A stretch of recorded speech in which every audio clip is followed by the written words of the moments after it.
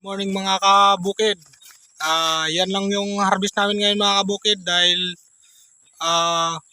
bumaba yung bunga ng upo dahil sa init. Kasi yung upuan namin, sahod ulan lang yan. Pero ngayon, unti-unti nang dumami kasi naulan na. Nakaka-recover na siya.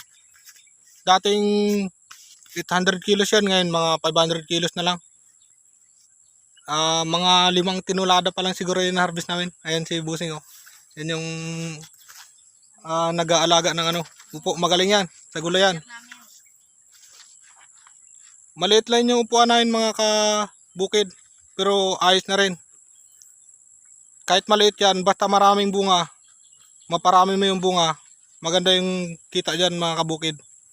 Speak harvest naman dapat mga Yung target na harvest namin dito mga 8 tinulada.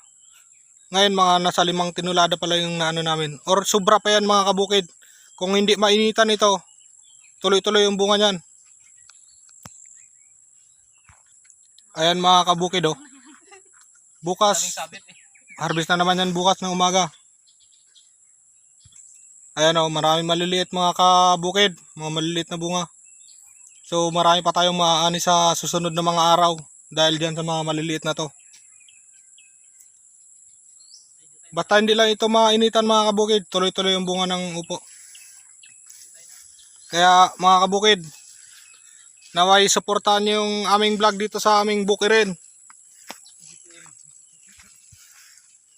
Like, follow and share mga kabukid. Maraming salamat. Hanggang sa muli.